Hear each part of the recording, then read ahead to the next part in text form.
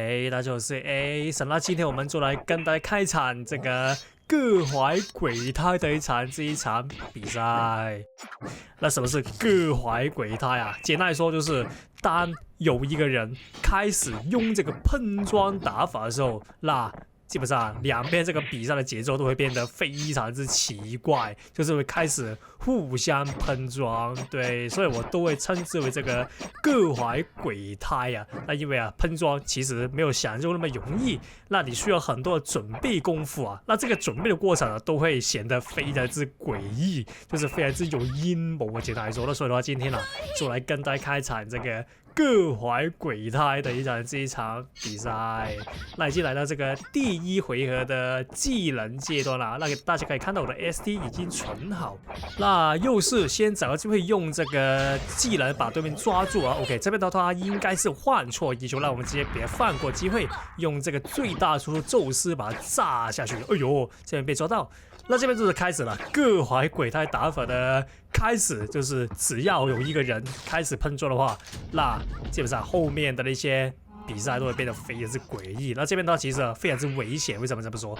因為我被噴裝的時候，我的頭盔啊是還有技能的哦，那就代表說對面的技能優勢會比我多一招。那在這場比賽裡面，技能只要多一招的話，你就會陷入非常之危險的地步，那就會像這個樣被對面直接用技能收掉。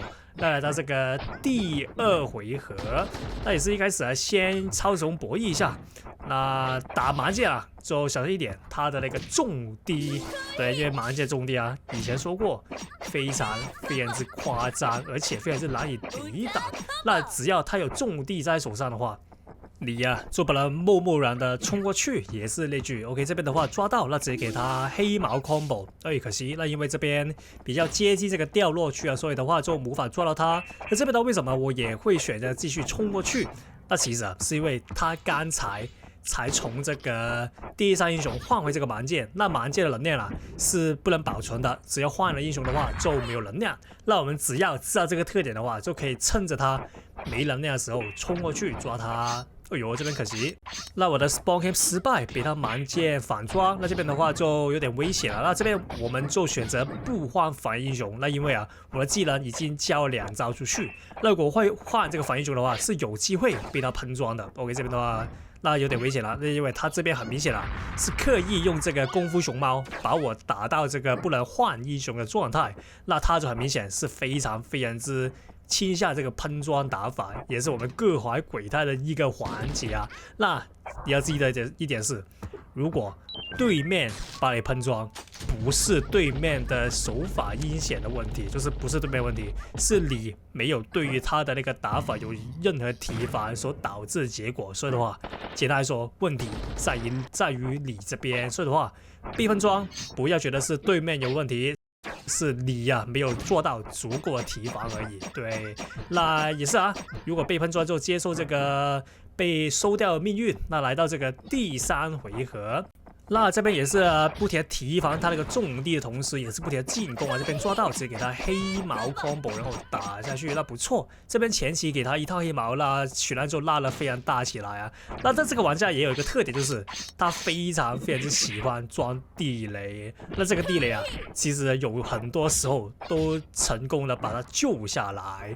那我覺得這個地雷，你說是一個好東西嗎？其實也不算是特別好的東西。那你說是個壞東西嗎？那其實也不是，那所以呢，就是為什麼地雷這個打法，就是不連裝地雷這個打法沒什麼用，就是這個原因，就是沒什麼好處，也沒什麼壞處，對，所以的話就簡單來說啊，就價值比較低。那這邊的話就很明顯的一個地雷就救了他，那但是這種狀況啊，可能100局裡面只會發生1局，那所以的話為什麼這麼少人用，就是這個原因。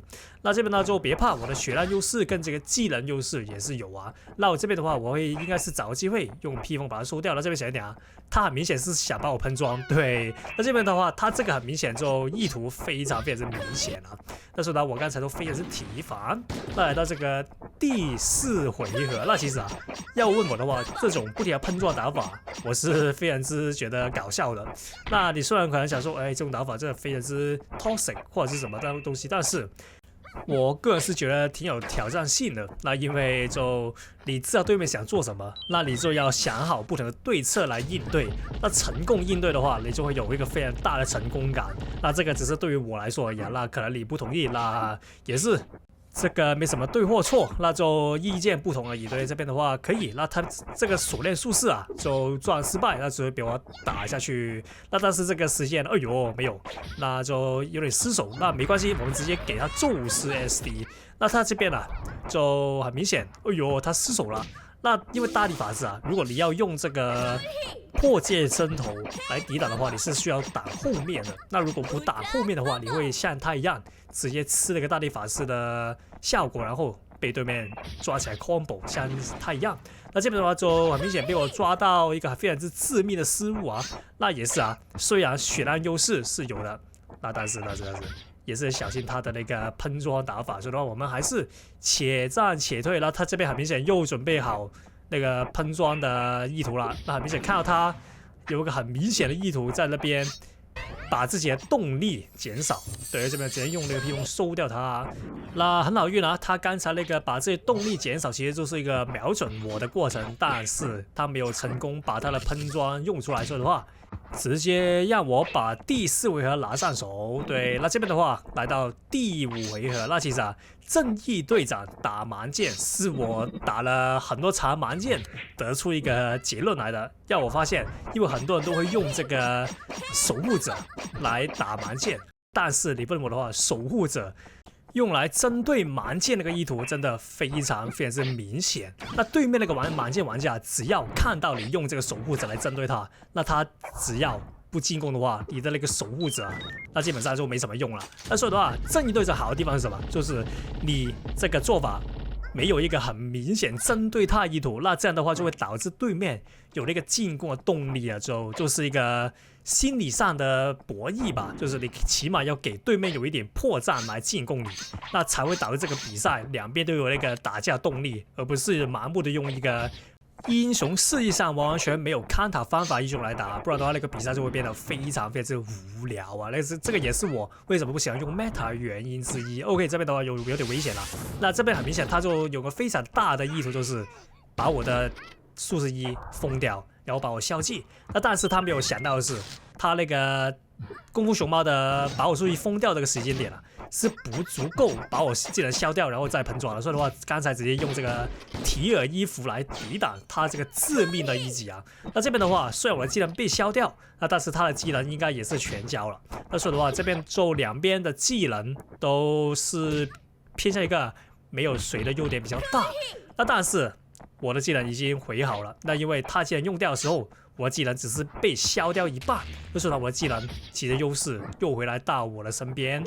那我的血量就很明顯做一個大劣勢，所以的話，我們這次的做法就是不要讓對面輕易的抓到，這邊用頭盔直接滑走，然後來個心理博弈 ，OK 這邊騙到，那直接給他這個黑毛 combo 來嘗試把他殺掉。OK 這邊的血量應該是足夠的，把他打下去。